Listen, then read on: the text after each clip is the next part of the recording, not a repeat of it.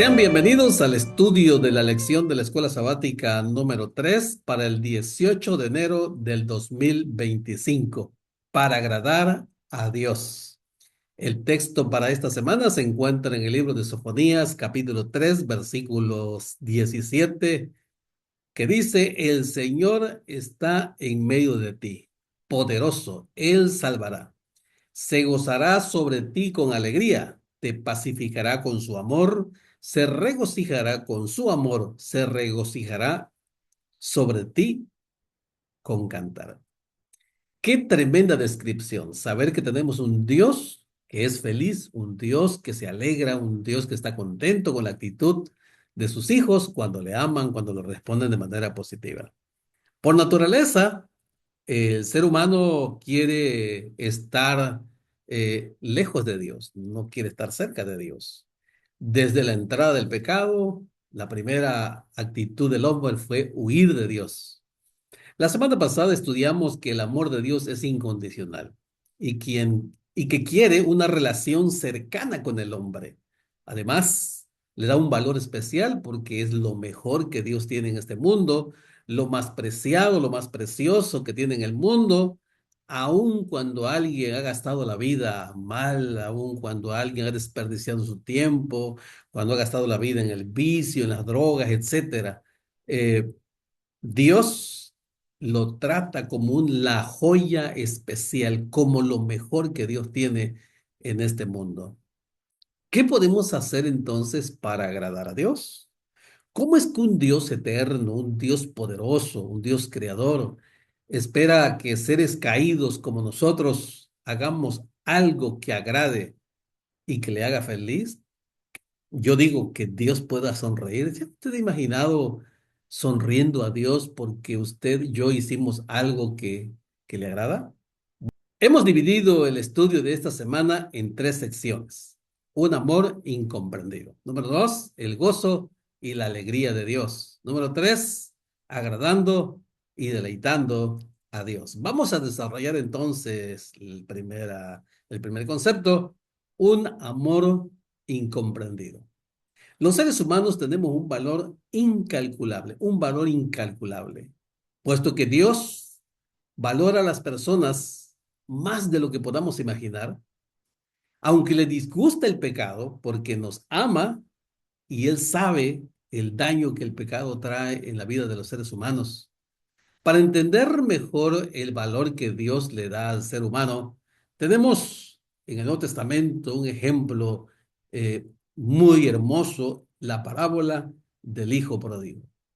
El hijo desobediente, el hijo rebelde, el que encaró al padre en el momento no indicado y le pide la herencia. No era costumbre que los hijos, y mucho menos el menor, ¿verdad?, fuera y le pidiera la herencia al padre aún cuando estaba vivo. Eso es un documento que queda notariado para que cuando la persona no esté, entonces se reparte la herencia. Sin embargo, este joven rompió el protocolo y fue con el padre y le dijo: Padre, dame la parte de la herencia que me corresponde. Lo interesante aquí es que el padre no discutió con el hijo.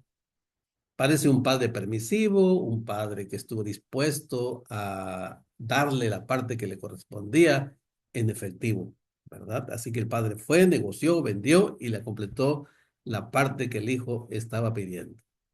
La parábola dice que el padre le dio la herencia. Cuando el hijo recibe la herencia, se fue. La Biblia dice que se fue lejos.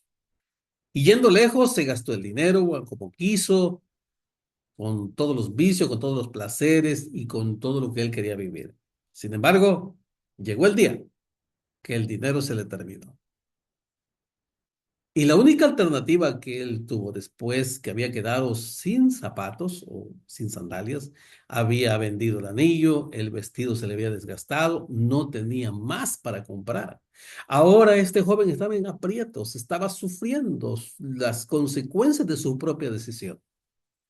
Cuando pidió trabajo, solamente le dijeron que había para cuidar cerdos.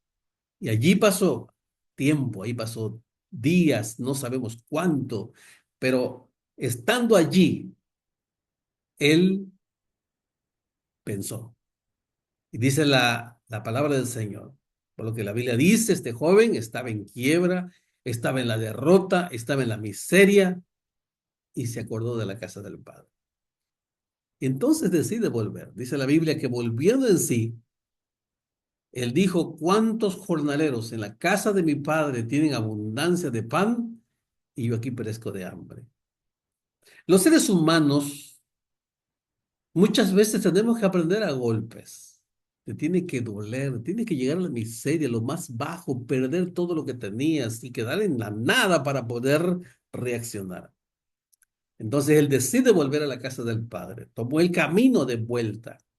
Y posiblemente aunque tenía pena, tenía vergüenza, pero pudo más el hambre, pudo más la reacción del amor del padre. Él se acordó que el padre lo amaba y que posiblemente lo estaba esperando. Bueno, no posiblemente, estaba seguro que el padre lo estaba esperando. Cuando llega a casa, la reacción del padre es extraordinaria. Revela que lo había estado esperando. Dice la palabra del Señor que el padre corrió cuando aún estaba lejos y se echó sobre sus hombros, lo abrazó, lo besó, seguramente lloró con él. Y le dijo, pasa a la casa, por favor, entra a la casa. Entonces le dijo a su siervo que lo atendiera, le puso sandalias en los pies, sandalias nuevas, anillo en su mano y le puso un vestido nuevo. Y no solamente bastó eso, sino le hizo una gran fiesta, una recepción, invitó a los amigos, invitó a los vecinos, a las personas importantes de aquel hacendado. Pero un problema había, el hijo mayor. Cuando este joven llegó del trabajo, encontró que había una gran fiesta en su casa. El hijo mayor no comprendió el amor del padre, aun cuando vivía al lado de él, cuando estaba en su casa. Por eso yo le he titulado esta parte Un amor incomprendido. Eres lo mejor, lo más valioso, lo máximo. Eres la corona de la creación que Dios tiene en este mundo. El apóstol Pedro dice en el capítulo 3, versículo 9, pero vosotros sois linaje escogido, real sacerdocio, nación santa, pueblo adquirido por Dios, para que anuncies las verdades de aquel que te llamó de las tinieblas a su luz admirable. Ese es Dios. Dios te da un título especial. Dios te ama tanto que te considera lo más valioso, lo mejor que Dios tiene en este mundo. Dios se deleita en la salvación de su pueblo. El apóstol Pablo coloca la analogía de la relación matrimonial para demostrar cómo Dios ama a su pueblo.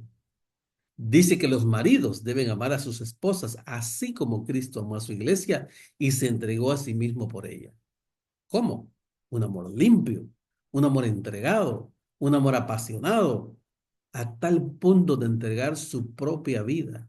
Así ama a Dios a su iglesia, así ama a Dios a su pueblo, así te ama a ti, así me ama a mí.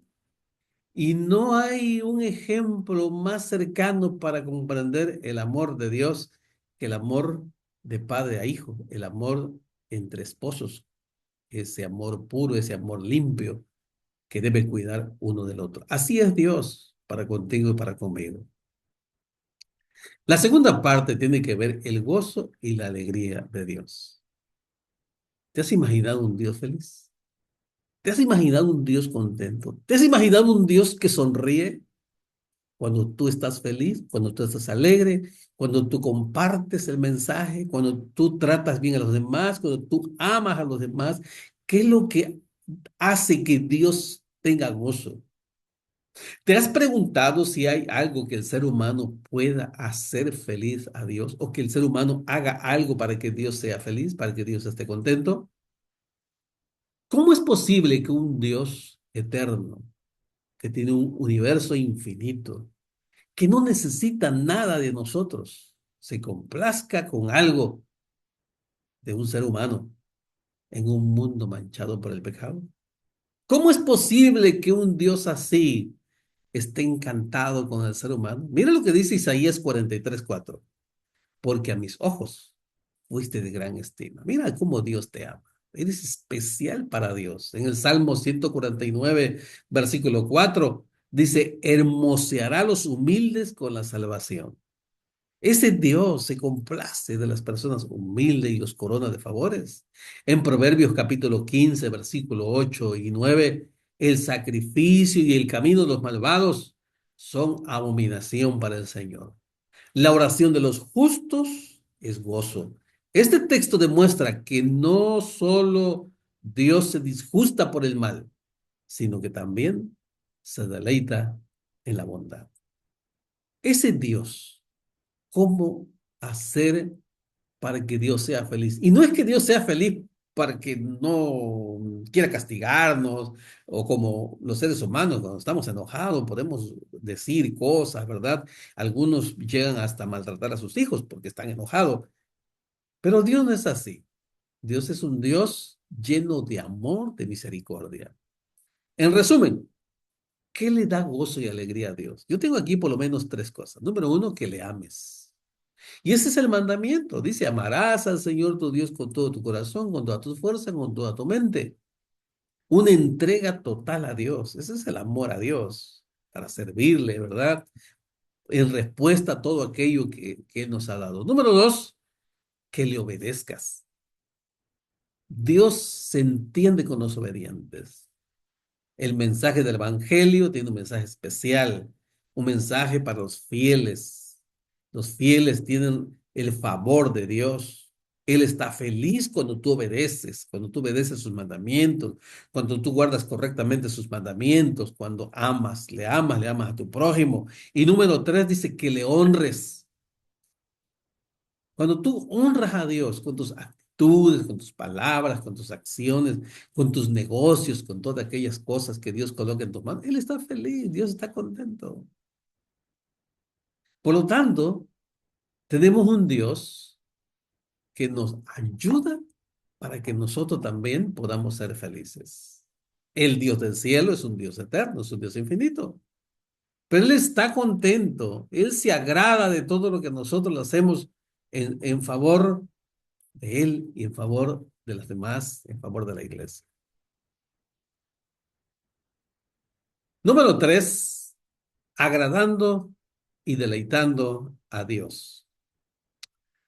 Por la naturaleza pecaminosa que el ser humano tiene, amigos, hermanos, no tenemos nada que ofrecer a Dios. Nada, no tenemos nada que ofrecer, nada. Todo viene de Él. Los seres humanos somos seres caídos, con una naturaleza pecaminosa, con tendencia al mal.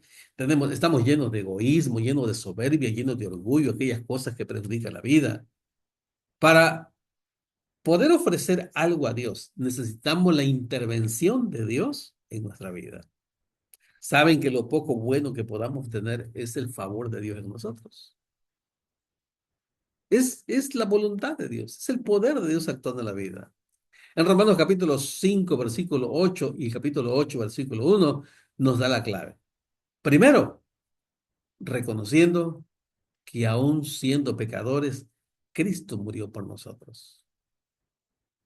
Él murió por ti, Él murió por mí. Él dio su vida por los seres humanos, que siendo aún pecadores, antes de que tú le entregaras tu vida, antes de que tú le conocieras, antes de que tú tuvieras el deseo de servir. Es más, antes de que tú y yo fuésemos formados en el vientre de mamá, el Señor ya nos amaba. Él ya había intervenido en nosotros. Tú eres el resultado de la intervención de Dios en tu vida. El apóstol Pablo también dice, no andando conforme a la carne, sino andando conforme al Espíritu. Eso le agrada a Dios. Eso se deleita en Dios. Lo cierto es que sin la intervención de Dios, las personas caídas somos incapaces de aportar nada valioso para Dios. Sin embargo, queridos amigos, queridos hermanos, es por su gracia y por su misericordia que estamos aquí. Es por la gracia del Señor, hermanos, que no hemos sido consumidos. Es por la gracia del Señor que estamos vivos. El Señor se agrada y se deleita en el perdón del ser humano. Se deleita en el plan de la salvación, pero más se deleita cuando un pecador le acepta como su salvador personal. Eso le agrada a Dios. La Biblia dice que cuando un pecador se arrepiente hay fiesta en el cielo, hay gozo en el cielo, los ángeles cantan, tocan trompeta, yo no sé qué hacen, ¿verdad? Jesús está feliz, Jesús está contento, Él sonríe porque un pecador ha abandonado el pecado, ha venido y entregado su vida al Señor. Hay gozo. Cuando una persona cree, sale de la incredulidad y tiene un poco de fe en Él. En la Biblia tenemos un ejemplo. En el libro de Marcos, capítulo 9 versículo 17 al 29, ahí encontramos la historia de un hombre que trajo a su hijo que estaba enfermo, estaba endemoniado desde hacía muchos años y le preguntó a Jesús, ¿y desde cuándo? Él dice, desde pequeño, desde niño. Y entonces el hombre dice, lo traje a tus discípulos, pero ellos no pudieron expulsar al demonio. Y entonces hay un diálogo entre Jesús y el hombre. De pronto, el muchacho es poseído una vez más por el espíritu inmundo.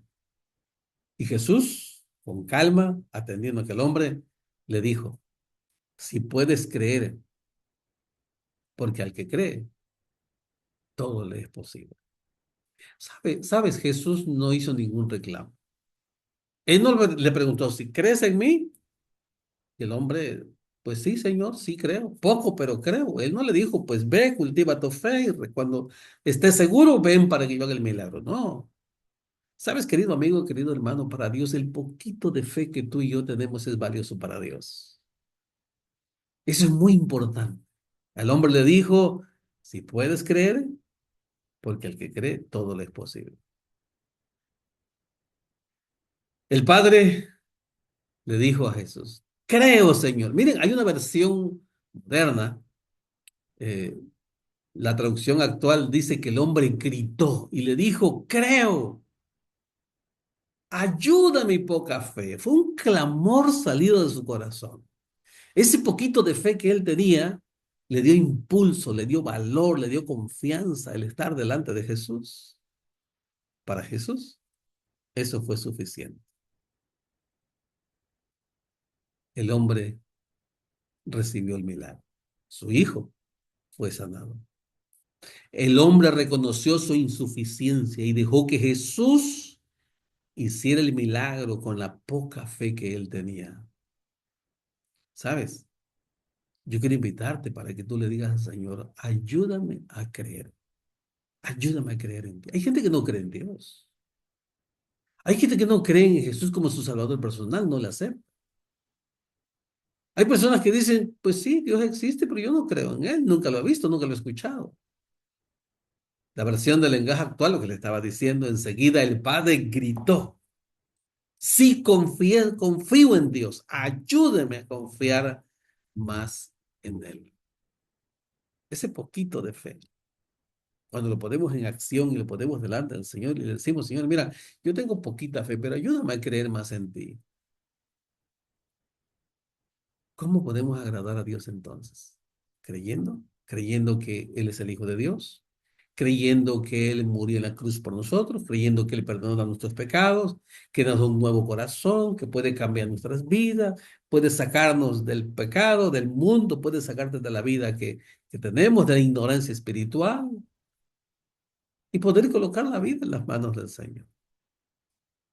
Algo que agrada al Señor también es practicando el bien, siendo dadivosos con los que necesitan.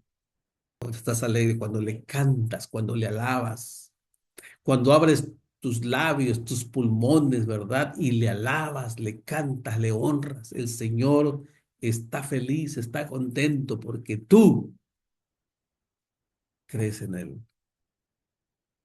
Así que es importante cantarle al Señor. Canta, no importa que cantes desentonado, no importa. Canta, abre tus labios, tus pulmones con todas tus fuerzas y alábale. ¿Sabes? El Señor sonríe. Está feliz contigo. Concluimos diciendo entonces, cada persona es valiosa y de un valor incalculable para Él. Un valor incalculable, no tiene precio. Aun cuando se juntaran todos los tesoros del mundo, aun cuando se extrajera todo el oro, toda la plata que hay debajo y sobre la tierra, y juntáramos todo, todo, todo, no bastaría para pagar tu vida y la mía, porque somos tan valiosos delante de Dios. Somos lo mejor. Tú y yo somos una corona de gran precio en este mundo lleno de pecado. Número dos, Dios se complace en verte alegre y que le alabes. Sé feliz. Saca el rencor de tu vida, saca el mal humor, las amarguras. ¿Sí? No podemos enojar en cualquier momento y a veces perdemos la paciencia. Y a veces por cualquier cosa estamos diciendo cualquier palabra o subimos el tono de la voz. ¿Te ha pasado a ti? A mí me ha pasado. Pero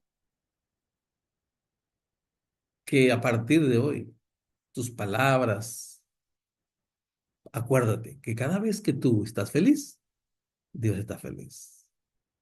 Necesitamos a Cristo en la vida para hacer algo bueno. Necesitamos a Jesús en nuestra vida para agradar a Dios. Sin la intervención de Dios en nuestra vida, no hacemos nada bueno. Nada, absolutamente. Querido amigo, querido hermano, querida familia, ¿dónde estás? Deja que Dios tome el control de tu vida. Porque Él te ama, porque tú eres valioso. Y porque tú eres valioso, en respuesta a ese amor, alábale, dale gracias, cree en Él. Ese poquito de fe que tienes, deja que pueda crecer. Y decirle como aquel hombre, Señor, ayúdame a creer en ti. Que Dios te bendiga, que Dios te ayude. Muchas gracias.